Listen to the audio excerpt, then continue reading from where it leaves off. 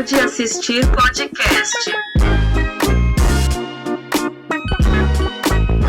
Fala pessoal, eu sou Eric Paulucci. Vocês não devem ter percebido, mas hoje eu tô voltando de umas férias rápidas. Eu deixei alguns episódios gravados, então vocês não sentiram muito a minha ausência. E hoje eu tô gravando meio improvisado. Vocês perceberam aqui, eu tô segurando o microfone na mão, tô com um fundo branco aqui. Eu tive que vir pro escritório do Yahoo hoje e, obviamente, eu não ia deixar vocês na mão de gravar um episódio essa semana. E outra coisa que eu percebi foi que, cara, eu fiquei inconformado durante as minhas férias foi... Tivemos aí, nessa semana que tá entrando o episódio, a semana do Halloween, oficialmente e tal. Mês de outubro, normalmente, as pessoas falam bastante sobre filmes de terror. Eu não tinha feito, justo eu, não tinha feito nenhum episódio de filmes de terror no Pode Assistir em outubro. Eu fiquei inconformado com isso. Mas felizmente, Rafael Argemon, que está aqui entre nós, veio para nos salvar e ele falou, por que a gente não faz um episódio sobre Barbarian, Noites Brutais? E eu falei, cara, você tem toda a razão.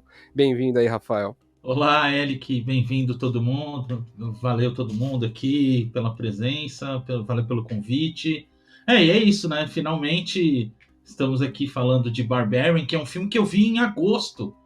Muito melhor essa história depois. E finalmente também não vou falar de um filme dos irmãos Russo, né? É verdade. Aqui. É verdade. Você já tá colocando como pré-requisito, né? Se for irmãos russos, eu nem venho mais. Não, imagina se eu fico identificado como especialista em irmãos russos. Eu tô ferrado. Realmente, acho que tem várias outras especialidades melhores por aí, né? Com certeza. Bom, pessoal, hoje a gente vai falar de Noites Brutais, que é um filme de terror que entrou recentemente na Star Plus, tem dado muito o que falar e alguns membros da crítica têm apontado como talvez o melhor filme de terror de 2022. Então a gente vai falar um pouquinho sobre isso, sobre outras coisas, outras especificidades desse filme. E já vou avisando que hoje teremos muitos spoilers, então se você ainda não assistiu, pausa aqui o Pode Assistir, vai lá ver o filme e depois volta para participar do papo com a gente. Se você não está muito habituado, eu vou dar aquela sinopse rápida, só para a gente se situar aqui, né? Noites Brutais, a Tess Marshall, ela aluga um Airbnb em um bairro bem zoado de Detroit, porque ela vai fazer uma entrevista de emprego lá como pesquisadora de uma documentarista. Quando ela chega na casa de noite, cansada depois de uma viagem de carro, tudo chovendo, ela acaba descobrindo que o Airbnb dela tinha sido alugado por um cara chamado Keith em outro serviço. E se isso já não fosse extremamente bizarro, né, o fato dela ter que passar a noite com um completo estranho na mesma casa, tudo piora no dia seguinte, quando eles acabam encontrando no porão um quarto tenebroso. E, Rafa, eu não sei se você concorda, tipo, é muito esquisito fazer a sinopse desse filme, porque reduz ele demais, né? Assim, ela não descreve exatamente o que é o filme, né? Mas acho que essa, na verdade, essa é a graça de um filme de uma sinopse de filme de terror, né? Se você ficar entregando muito, não perde bastante da graça ali, do susto que você vai levar, mesmo que não seja um jumpscare, né? Uhum. E eu queria saber, você compactua dessa opinião que a galera tem dado de que esse é o melhor filme de terror do ano?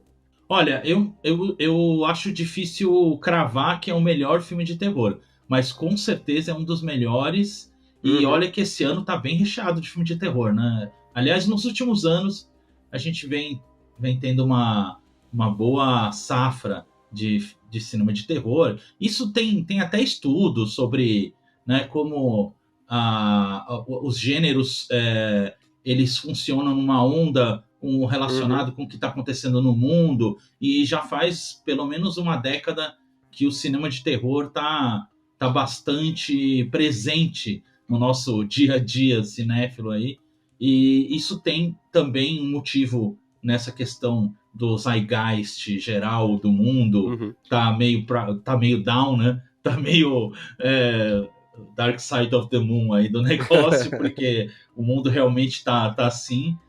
Mas também tem o fato também da questão da acessibilidade, de ser um tipo de gênero que é fácil você fazer um filme sem muitos recursos.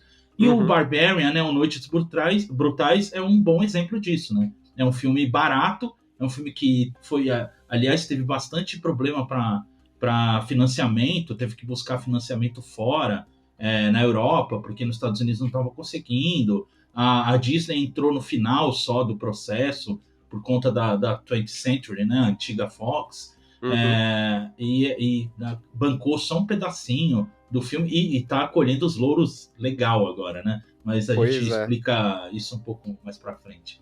Pô, até antes da gente ir para a opinião que ninguém pediu aqui, né? O filme ele foi dirigido e escrito pelo Zach Cregger e é interessante, né? A estreia dele como diretor. Ele já tinha dirigido outros 2 longas, mas ele fez a co-direção, né? Com outras pessoas. Esse é o primeiro. E eu tava dando uma pesquisada, Rafa. Eu não sei se você também foi atrás e tal. O Zach Cregger é um cara, assim, que ele começou a se interessar por cinema e pelo audiovisual fazendo vídeos pra internet, né? Ela tem uma trajetória muito curiosa, né? Ele é até streamer de game. Ele é streamer na Twitch. Porque, na verdade, o background dele, assim, a origem dele é no humor, né? Na comédia. Que quando ele estava na faculdade, ele encontrou uns amigos e eles formaram um grupo de humor, né? Chamado The Whitest Kids. Que, aliás, ele até acabou começando a dirigir, participar de direção em episódios da série do Whitest Kids, né? E acabou depois fazendo um filme, só que, como você bem disse, co-dirigindo, né? Opinião que ninguém pediu. Antes de a gente continuar nosso papo, vou lembrar vocês de seguir o Pode Assistir nas redes sociais. No Instagram você encontra a gente no @pod.assistir. Você também encontra a gente no YouTube agora, com um canal só do Pode Assistir. Só jogar lá e pesquisar por Pode Assistir que você encontra a gente. Se você já está vendo a gente no YouTube, não esquece de deixar um like nesse vídeo. Se inscreve no canal também, ajuda bastante. Usa os comentários aqui do YouTube para falar o que você quer que a gente converse aí num próximo episódio. Pode ser um filme, pode ser uma série. Fica à vontade. Estamos em todos os agregadores de podcast e no Spotify especificamente eu vou pedir para você, além de seguir a gente dentro do Spotify também, deixar 5 estrelinhas aí pro nosso trabalho, né, dar aquele abraço virtual, dando 5 estrelinhas, e eu sempre deixo uma interatividade, um quiz, alguma coisa, uma perguntinha relacionada ao tema do episódio. Então entra lá também pra gente poder interagir legal. Você também me encontra nas minhas redes pessoais como Eric Paulucci, Eric com K, Paulucci com 2 S e I no final. E Rafa, onde a galera te encontra? Encontra no Instagram, @cara da locadora. Vamos lá seguir a gente, Cara da Locadora. Eu tô só no Instagram por enquanto. Eu não consigo ser tão multitasking assim. Eu tenho que focar em um negócio. Tá certo. Mas faz bem porque você faz umas seleções muito boas lá no Instagram. Inclusive, fica a dica aí, se você não souber o que assistir no final de semana, o Rafa sempre dá uma lista bacana de sugestões aí que agradam todos os gostos. Você com certeza vai encontrar alguma coisa que te interessa, né, nas listas dele. Muito obrigado. Filmes e séries também. É isso aí, filme e série. Bom, então vamos falar um pouco sobre o filme, né? Porque eu acho que tem essa. Eu acho que ele tem essa vibe de tipo quebrar expectativas, né? Esse filme ele é muito sobre essa quebra de expectativa o tempo inteiro, né? Então você já começa assim, né? Bom, o Keith, que é interpretado pelo Bill Skarsgård, a gente conhece ele, né, mais recentemente por ele ter feito Pennywise no remake do It. Então, só do cara aparecer já é meio bizarro, né? É claro, você já tá esperando. Opa, peraí. A menina chega lá de noite, num lugar que não dá nem pra ver direito como é ao redor, né? Se ela visse, ela saía correndo. Mas ela não tinha percebido e tal, chega lá de noite, chovendo e tal, abre a porta e dá de cara com o Pennywise, meu. Você já fala, meu, tem coisa... Não vai dar bom, né? Não vai dar bom.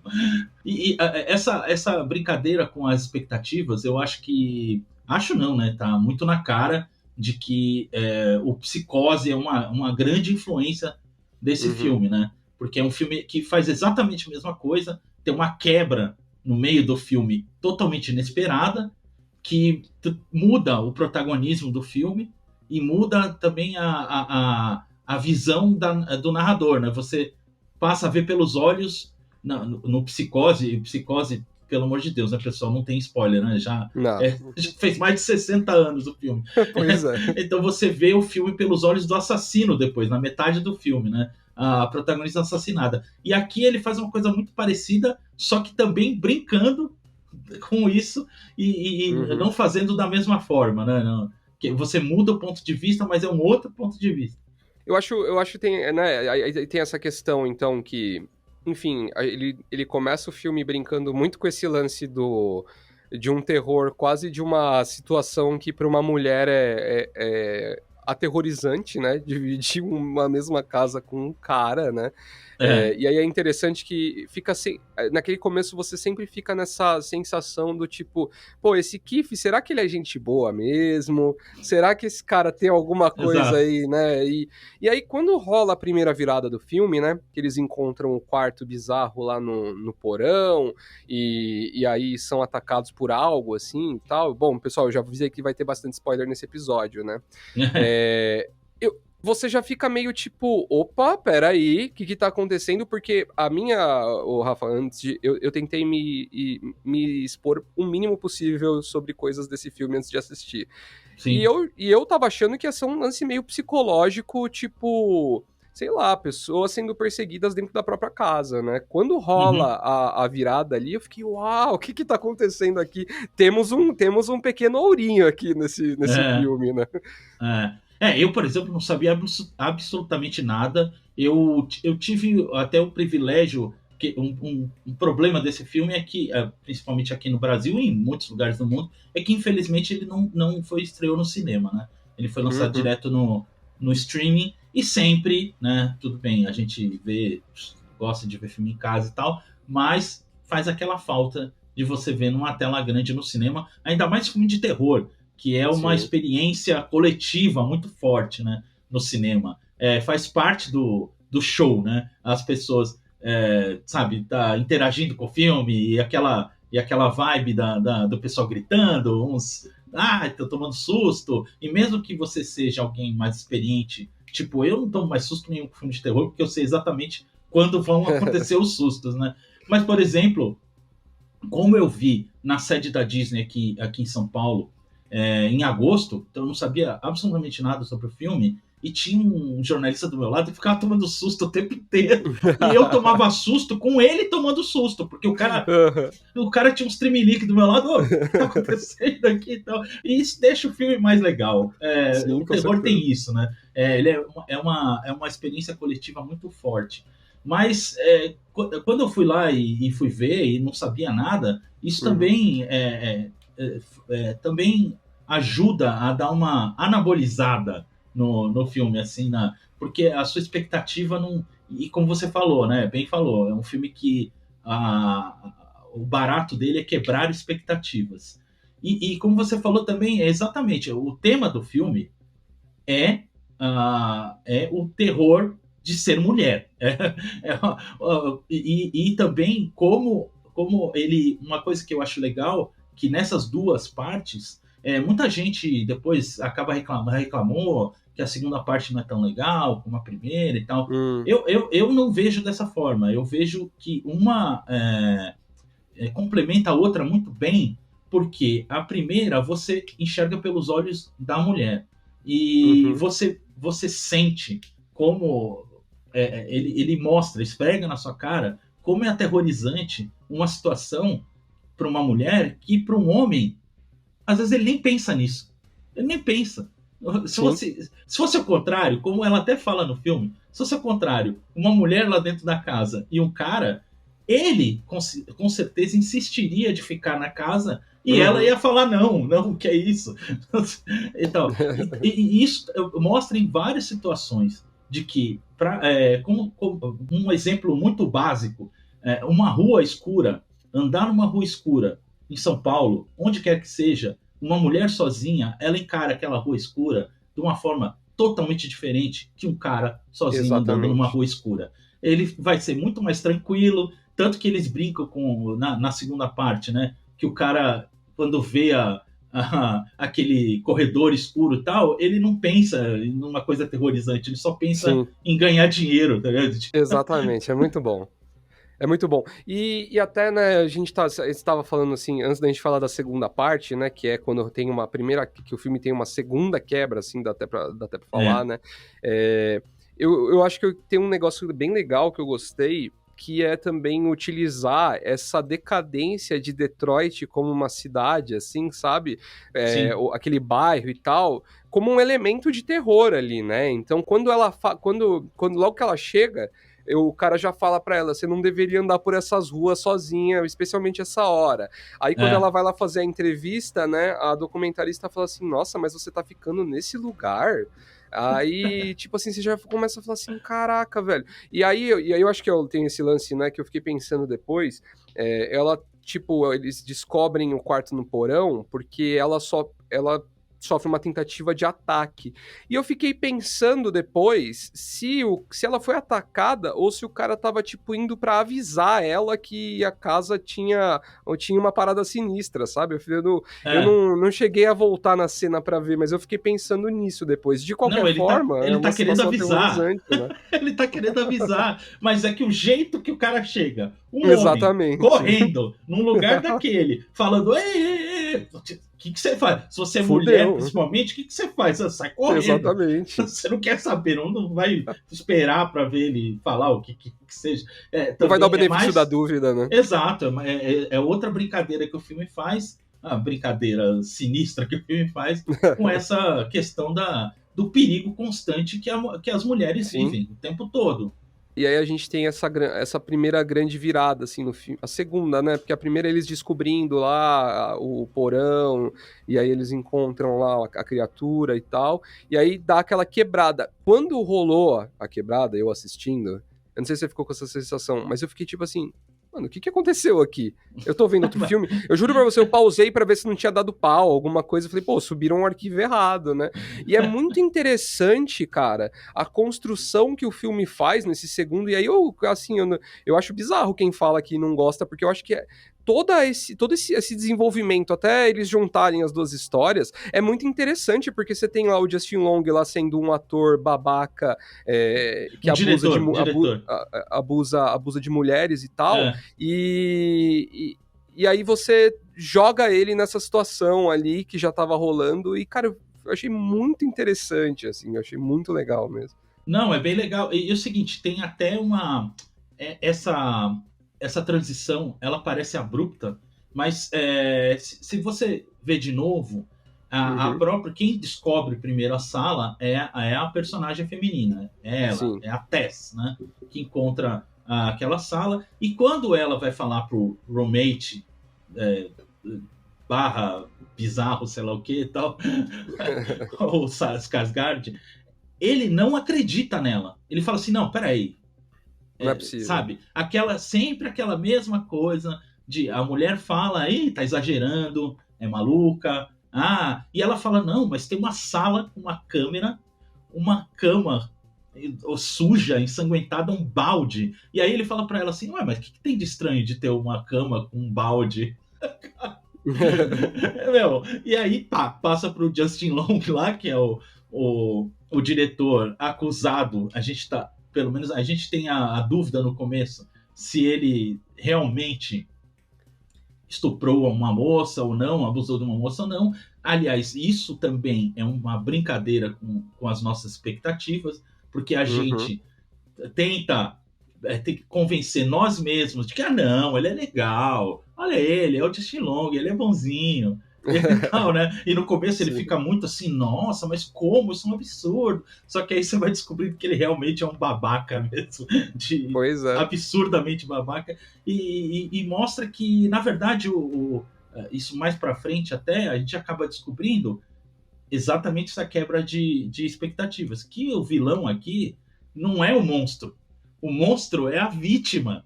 O Sim, monstro é a vítima. O sim. vilão são os homens. Não tem um homem nesse filme que preste, que Pois faz é, alguma cara. coisa certa. Até o mendigo, que é o mais bem intencionado, que não tem nada e tal, ele garante, não, ela nunca vai chegar aqui e tal, e a mulher 21 chega lá. Logo na sequência. Quando ele falou, eu falei, esse cara já era, né? Quando ele falou isso, eu falei, meu amigo, esse maluco aí acabou pra ele. Ou seja, na verdade, o terror aqui é ser mulher, Sim. e a grande vítima do filme é o monstro do filme. Exatamente. É muito interessante mesmo, porque eu até queria saber o que você achou, porque o filme ele usa um artifício ali, ele tem umas voltas no tempo ali, né, pra explicar a construção do monstro, né? A gente fica sabendo lá no filme que era um cara, ele era um sequestrador ali, abusava mulheres e ia tendo filhos, engravidando os próprios filhos e tal, até chegar no monstro, né? Que é uma parada, assim, completamente nefasta. Mas você achou que tinha essa necessidade, assim, de explicar tão a fundo, assim? Eu fiquei... Porque eu pelo menos, quando rolavam essas cenas mostrando o passado e tal, elas eu me tiravam um pouco ali daquele clima de tensão que estava sendo construído ali dentro do calabouço ali, daquele túnel que eles encontram na casa. O que você achou? Uhum. Então, eu vi muita gente reclamando disso, de que foi desnecessário esse Aham. flashback e tal. Olha, eu não me senti tão incomodado por ele, não. Ele é rápido também, é rápido, e, e eu acho que é uma forma de fazer um link com o Justin Long, né, o personagem, e esse personagem do serial rapist, né, Uhum. o, o, o estuprador serial e tal, que também é um assassino, porque é óbvio que ele se livra do corpo das mulheres que estuprou, né? Porque para onde é que elas foram? Sim. E eu acho que forma um link legal, mas eu entendo que isso poderia ter sido colocado de uma forma mais resumida, de uma forma só num texto, só né, numa fala, numa frase, ou uma ou Uhum. outra. Mas aí também é uma questão visual que ficou legal, né? Também é um filme que, assim, a gente está falando tudo isso aqui, mas é interessante porque é muito bem filmado, cara. Para um diretor estreante, mais ou menos, né? Mas assim, Uhum. como o primeiro filme solo dele, ele mostrou, assim, cara, uma ótima. É, craft, sabe? Ele já sabe como montar muito bem as cenas, Uhum. cinematograficamente falando. Por exemplo, a casa, todo o esquema da casa é muito bem pensado.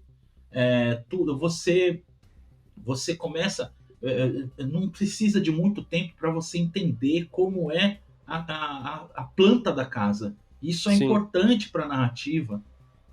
E te dá você já fica muito. Você sabe exatamente quando ela está no porão, quando ela sobe, para onde ela tem que ir, né? Uhum. Porque você já tem a planta da casa muito bem definida. Isso é muito interessante, porque te dá uma noção boa do espaço e ele usa muito bem esse espaço fechado da casa em várias cenas. Por exemplo, a cena que ela está dormindo e a porta abre e o Skarsgård está dormindo no sofá e você vê ele no canto da tela. Então é um diretor que pensa bastante Uhum. nas tomadas.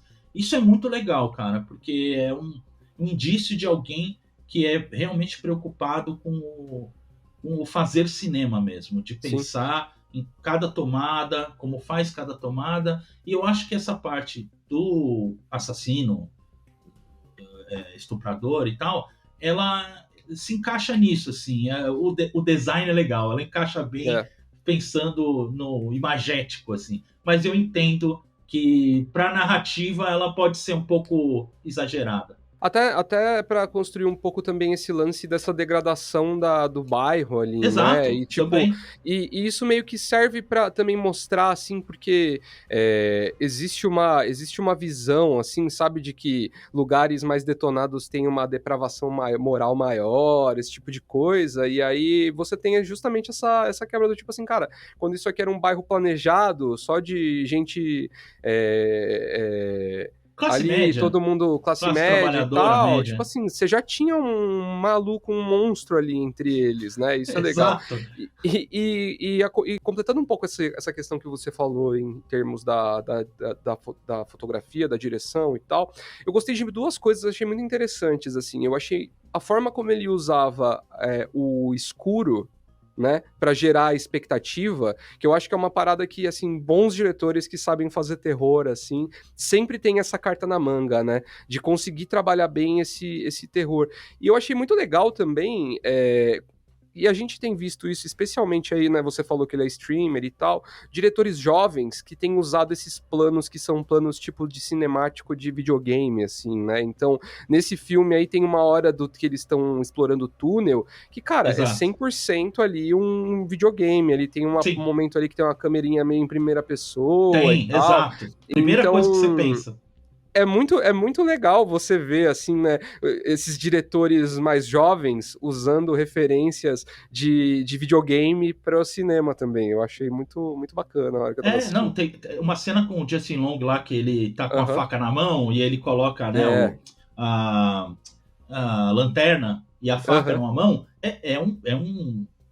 Parece um shooter, é igualzinho, Sim. é igual. Mas também os videogames também, quando entraram numa fase mais avançada e mais cinemática, eles pegaram muito Uhum. do cinema também, né? Com Sim, as exatamente. cutscenes que agora já não tem nem mais tempo para loading, né, para carregar, então já vira praticamente um filme, né? A gente já vê Uhum. isso já de bastante tempo. Tem aí a Naughty Dog, que está saindo agora a série do The Last of Us. A Naughty Dog é uma produtora que cresceu fazendo jogos cinemáticos, né? E Sim. totalmente influenciados pelo cinema. Sim, total. E aí andando mais um pouco aí na nossa história, né? Aí a gente chega ali na conclusão final, que eu acho que ela é muito maravilhosa nesse lance de mostrar a dualidade de como o homem e a mulher agem na mesma situação, né? Porque quando ela consegue se libertar, ela volta para ajudar ele, né? E aí no final, lá, depois que eles fogem da casa e tal, que eles estão lá com o mendigo teoricamente salvos do monstro, né? Quando o monstro aparece, né? A primeira. E é engraçado porque o filme ele brinca um pouco com essa questão de quando a gente tem um personagem filho da puta, às vezes você tem uma jornada de redenção, né? E aí o É, filme, no final lá, ele tipo, parece que ele tá arrependido, ele quer pagar pelos erros dele. Aí na tá nada. sequência o cara fala assim: ah, meu, a única forma de eu me salvar aqui é empurrando ela da caixa d'água, que vai embora, mulher. Aqui, mulher que voltou pra salvar ele, né? Poderia ter Não, deixado ele pra trás, não, né? eu fiquei revoltado com ela. Falei assim, meu, por quê? Por que você voltou para ajudar esse cara? Sendo que ela ainda tomou um tiro. Ele ainda dá um Pois tiro é. nela. Então, e ela sai correndo. Você vê quando ele sai correndo que ela tá baleada, ele sai correndo antes, ele nem ajuda ela, Sim. ela que se vire. E ele ainda sobe naquela caixa d'água e fica falando para ela: vamos, vamos. Cara, não, e além disso tudo, ainda tem a relação do o que o monstro é como se fosse uma mãe, né? É. O monstro é uma filha da filha da filha do estuprador que cresceu vendo não tendo nenhum contato com o mundo exterior. O único contato que tinha era um vídeo dos anos 80 sobre ser mãe. E então ela acha que quem entra lá são os filhinhos dela. Por isso. Uhum. Aliás, tem uma cena que eu acho fantástica. Eu acho que todo filme de terror tem que ter essa cena que você fica assim, ai, não, não, meu Deus. Que ela coloca aquela mamadeira que tem uns Nossa. pelos, tem até pelo, né, no negócio de Ai, bebê, cara. assim, no bocal, e ele fazendo aquela mamadeira, eu caio, meu Deus. Pra mim é parecido com aquele A Visita do Shyamalan, quando o Aham. velho joga a fralda usada na Sim, cara do sim. moleque. Assim. Aquela cena nojenta que você fica. Tá. E é engraçado porque a mulher, por exemplo, ela se adapta muito rápido, ela entende muito rápido qual é a do monstro, entendeu? Ela Sim. fala, o monstro, ela não é má, ela só quer cuidar do filhinho, da filhinha, sei lá. Mas o cara não, ele não entende isso. Ou seja, é como se o homem não entende essa parada da maternidade, entendeu? Uhum. Ele não entende, ele quer sair daquilo ali e tal. No final isso deixa muito claro de que é, a, a, a vítima, a Tess, né, a menina tal, ela acaba tomando a atitude que ela toma, mas com tristeza, sabe? Ela faz aquilo quase que por pena do monstro do Sim. que para se salvar. E o cara não pensa nem duas vezes, ele não pensa nem meia vez antes de jogar, sacrificar quem for Nossa, para cara. ele salvar, se ele se salvar, né? E aí, de novo, né, ótima direção, assim, né, porque aí a gente tem aquela tomada aérea, né, e ela tá, tipo, meio que em posição fetal, assim, protegida pelo monstro, assim, né, deitada e tal, e você fala assim, cara, que é uma cena, assim, tipo, como se fosse mesmo, sei lá, uma mãe ali protegendo a sua cria ali, né, então É, você tem uma imagem, assim, visual bem marcante ali ela nessa não última faz nem cena. sentido. Ela não faz nem sentido porque a Não, nem moça um cai pouco. antes, o monstro cai depois, e quando eles estão. Você vê de cima, o monstro está embaixo e ela em cima. Não faz nem É, sentido, né? Mas tudo bem. Esse tipo de coisa, eu não me importo com esse tipo de coisa, porque uma coisa que a gente nem falou aqui muito e tal, é que esse filme é terror, mas ele tem muito humor. Ele tem tem mesmo. eu particularmente adoro terror com humor, com Uhum. comédia. Eu acho que são dois gêneros que casam muito bem, porque na verdade eles são muito parecidos. Por Sim. mais, né, você pensa assim, como assim, humor, comédia é parecido com terror? Eles têm na alma deles, assim, no core deles, no núcleo, tanto do humor quanto do terror, são os gêneros mais subversivos, assim, são os gêneros que normalmente criticam mais as coisas, a sociedade, as mazelas, tudo. Eles colocam isso na tela. E o terror, talvez por culpa do slasher, tinha perdido um pouco essa questão da crítica social, que na Sim. verdade vem da literatura do terror, entendeu? Sempre teve acoplado ao terror, porque tanto o terror como o humor sempre fizeram essa crítica, sempre foram muito críticos à sociedade. O Uhum. humor tirando sarro, deixando, né, desnudando esses problemas por meio da risada, e o horror desnudando esses problemas por meio do horror, né? Do Exato. horror que é aquilo. Só que, quando essas dois gêneros se fundem, eu acho que fica muito poderoso, muito legal, porque é o horror pegando o aspecto sarcástico e do humor, e o Uhum. humor pegando entrando em assuntos tabu que o horror sempre está colocando na tela, esfregando na sua cara. Concordo 100%. Eu acho que esse filme ele tem e eu acho que essa pitada cômica, né, acaba ajudando demais assim nessas quebras de expectativas que a gente tem, né? Então, você acaba também potencializando ali o como você como é, pessoa, espectador, você tem reações mais extremas também, né? Porque às vezes você tá ali esperando por um susto e aí você corta a cena, sei lá, o cara tá lá medindo para ver quantos metros a mais, tava pesquisando no Google se ele pode incluir, né, quartos Subterrâneo, no sei lá, subterrâneos na metragem na da casa. metragem. Então, realmente é muito bom. Eu acho que, tipo, é a cereja do bolo desse filme, assim, e do porquê ele é tão bom e tão bem falado, né? Eu acho que sim, assim, como até tem um exemplo do ano passado, por exemplo, que eu adoro, o Maligno, ele também bebe muito nessa fonte do humor, porque Uhum, também tá ligado a diversos outros subgêneros dentro do terror, né? No caso do Maligno, era o giallo italiano e tal, e aqui a gente tem uma tradição até de um tempo, assim, dessas pitadas de humor no terror que, como você falou, é interessante porque quebra suas pernas, né? É tipo, você tá lá e tal, e vem uma piada, né? Então você Uhum. fica. Cara, e você ri daquilo. O que eu acho legal do humor no terror é que ele te expõe uma fratura exposta da sociedade, assim, Sim. de uma forma que você dá risada daquilo. Né? Você, pô, realmente, isso é tão ridículo que só me resta rir disso. Você também pode gostar dele. Rafa, e pra quem assistiu e adorou Noites Brutais, o que que você indica aí pra pessoa já emendar, já assistir na sequência?